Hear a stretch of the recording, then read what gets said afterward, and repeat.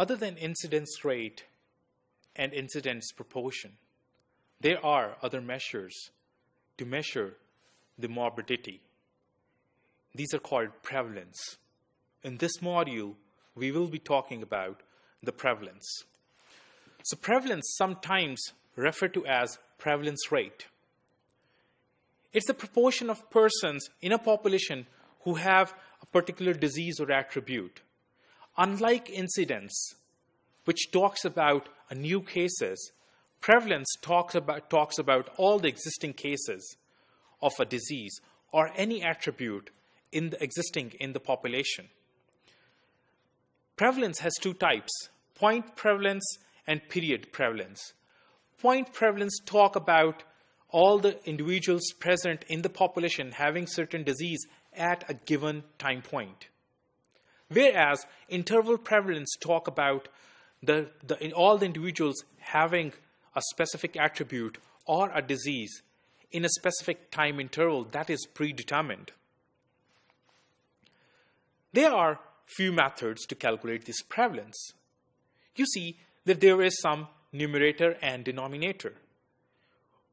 For interval prevalence, the numerator will be all new and pre-existing cases during a given time period, whereas the denominator will be population during the same time period that has been considered in the numerator. Whereas the prevalence for an attribute will be considered as all the individuals having a particular attribute during a given time period, with the denominator as the population during the same time period that has been considered in the numerator. You might notice that there is 10 raised to the power n. This could be any different value depending upon the population or the rarity of an attribute or disease. Most of the time, we use either 100,000 or 1,000,000 or 1,000 to talk about the prevalence in a population for certain attribute or for certain disease. Let's take an example of calculating the prevalence. In a survey of 1,150 women who gave birth in Maine in 2000, a total of 468 reported taking a multivitamin at least 4 times a week during the month before becoming pregnant. Hence, we had to calculate the prevalence, that how frequent multivitamin use in this group was.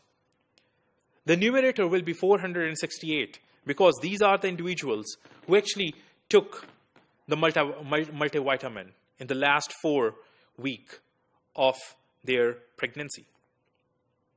Whereas the denominator will include 1,150 women, which is like all the women present in that area at that time.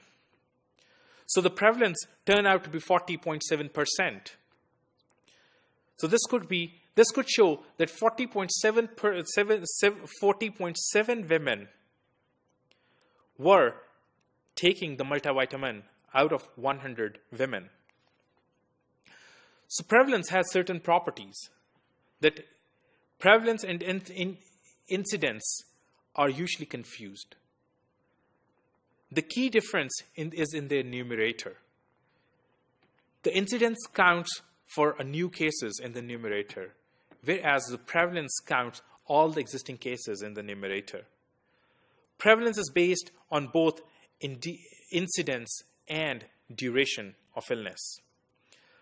High prevalence of a disease within a population might reflect high indices or prolonged survival without cure or both. Conversely, low prevalence might indicate low incidence, a rapidly fatal process, or rapid recovery. Prevalence, rather than incidence, is often measured for chronic diseases such as diabetes or osteoarthritis, which have long duration and dates of onset that are difficult to pinpoint.